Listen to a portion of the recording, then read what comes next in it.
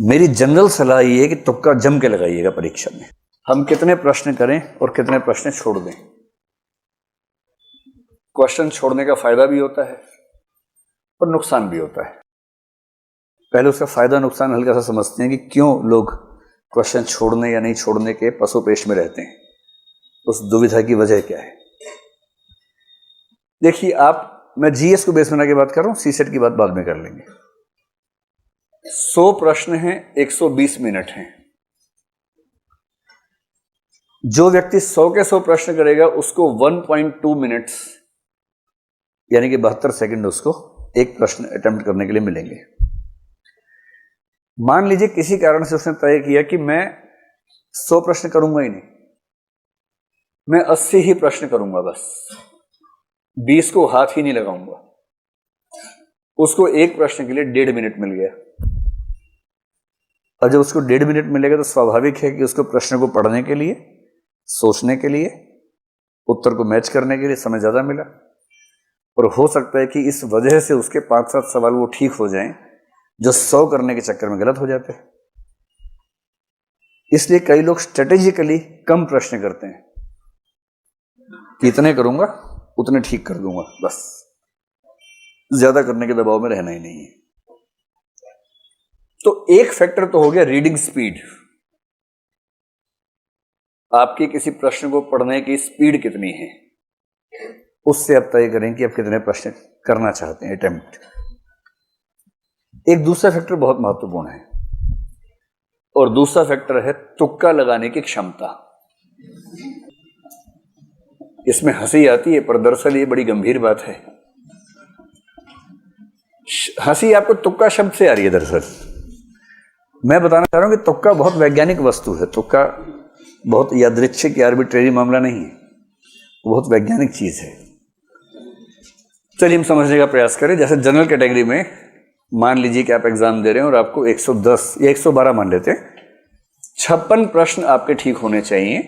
आपका स्कोर 112 हुआ और आप प्रीलिम्स में क्वालिफाई हो गए, ठीक है।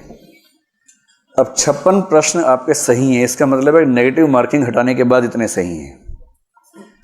जो यूपीएससी का नेगेटिव मार्किंग का तरीका है वो बड़ा ही सिस्टमैटिक तरीका है। नेगेटिव मार्किंग का मेथड संक्षेप में समझ लें, बहुत वैज्ञानिक है। उसका फायदा क्या है, नुकसान क्या है, दोनों बातें स्पष्ट होनी चाहिए। मेरी जनरल सलाह ये है कि तुक्का जम के लगाइएगा परीक्षा में। लेकिन मैं उस सलाह पे आने से पहले वजह समझाना चाह रहा हूं आपको। और ये सलाह सबको नहीं है, किसको नहीं है ये आपको खुद जज करना है अभी की बात सुनने के बाद। जनरल सलाह यही है। देखिए, नेगेटिव मार्किंग का यूपीएससी का बड़ा सरल सा नियम है कि अगर आपका एक प्रश्न सही हुआ तो उसमें 2 नंबर मिलेंगे, और यदि आपका एक प्रश्न गलत हुआ तो उसमें सही होने पर मिलने वाले अंकों का 1/3 कट जाएगा, तो 2/3 आपका माइनस हो जाएगा।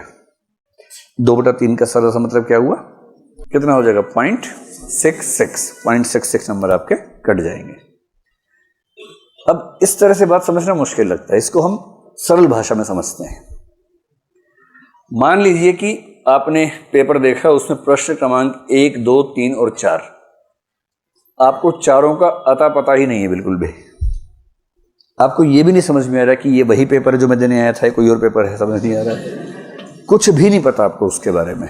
ऐसे 4 प्रश्न हैं। यूपीएससी ये नहीं चाह रही कि तुक्का मारने वालों को नुकसान हो। कहीं कहीं नेगेटिव मार्किंग का पर्पस क्या होता है कि तुक्का लगाने वालों को नुकसान होना चाहिए। यूपीएससी केवल ये चाहती है कि तुक्का लगाने वालों को फायदा ना हो। मैं उम्मीद कर रहा हूं कि आप दोनों का अंतर समझ पा रहे हैं। तुक्का लगाने वाले को नुकसान हो ये मंशा नहीं है, तुक्का लगाने वाले को फायदा ना हो मंशा ये है। कैसे ये मंशा है, सिंपल प्रोबेबिलिटी है कि चारों प्रश्नों में 4-4 ऑप्शंस हैं और आपको एक भी नहीं आता है। आपने पहले प्रश्न में 4 में से रैंडमली कोई भी लगा दिया, सही होने की संभावना कितनी है, 1/4 है। आपने चारों प्रश्नों में तुक्का लगाया, सही होने की संभावना कितनी है, 1/4 है। सिंपल लॉ ऑफ प्रोबेबिलिटी कहता है कि आपका 1 ठीक होगा, 3 गलत होंगे। 1 ठीक होने से 2 नंबर मिलेगा, 3 गलत होने से 2 नंबर कटेंगे, और इसका मतलब है कि आप 0 के 0 हैं। अगर आपने 4 प्रश्नों में तुक्के लगाए तो स्कोर आपका 0 ही रह जाएगा। इसलिए इन्होंने जो नेगेटिव मार्किंग की कसौटी रखी है कि 3 गलत प्रश्नों पर उतने ही नंबर कटेंगे जितना एक सही होने पर कटते हैं, इसके पीछे का आर्गुमेंट ये है। इससे सरल सा निष्कर्ष है कि तुक्का लगाने से फायदा हो ना हो, नुकसान तो नहीं होता है। एक निष्कर्ष तो निकलता है ये वाला, तो नुकसान तो हो ही नहीं रहा इससे। अब भगवान करे कि मान लीजिए कोई तुक्का लगा 2 ठीक हो जाए बाई चांस, सोच के देखिए, अगर ऐसा हो जाए, मान लीजिए अगर ऐसा हो जाए, 2 सही होने पर इसको 4 नंबर मिल गए, मिले ना, जबकि 2 गलत होने पर इसका जो कटा है वो केवल 1.33 कटा है। और इसका मतलब यह हुआ कि अब ये बराबर नहीं है, अब इसको 2.67 मार्क्स का शुद्ध लाभ मिला है, केवल इस वजह से कि इसने 4 में से 2 तुक्के सही कर दिए। आप मेरी बात समझ गए? और यदि कोई तुक्के में इतना माहिर है कि 4 में 3 ठीक कर दिए उसने, 6 नंबर मिले, नुकसान कितना का हुआ? केवल 1 गलत, 0.66, 5.34 का उसको शुद्ध लाभ मिला। और असली बात यह है कि अगर आपको प्रीलिम्स क्वालिफाई करने के लिए 56 प्रश्न करने हैं, मेरी समझ में यूपीएससी देने वाले 5 लाख लोगों में से मैक्सिमम 5 ऐसे होंगे, या बहुत मानूंगा तो मान लूंगा 20-30 ऐसे होंगे जो बिना कोई प्रश्न गलत किए 56 ठीक कर सकते होंगे।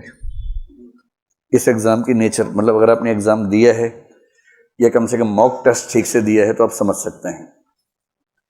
कोई अगर ये कहता हो कि मैंने 56 प्रश्न किए, 56 के 56 सही किए, बाकी को हाथ ही नहीं लगाया, ये सब हवाई बातें हैं।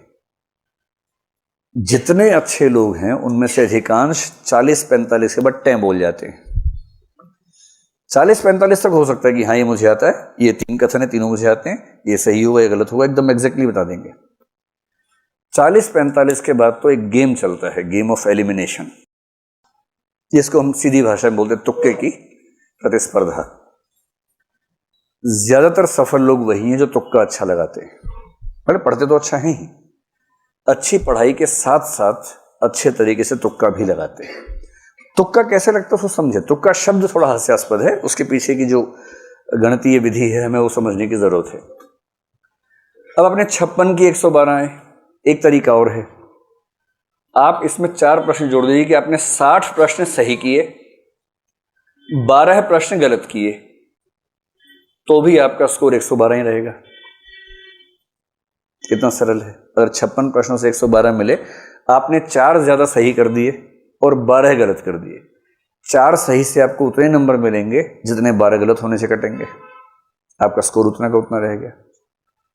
इसका और भी तरीका हो सकता है, आपने 65 प्रश्न सही किए और आपको 30 प्रश्न, 30 गलत करने का ऑप्शन मिलेगा, 56 चाहिए ना, नहीं 27 प्रश्न गलत करने का विकल्प आपको मिल गया और उसके बाद भी आपका स्कोर कितना है? 112 है।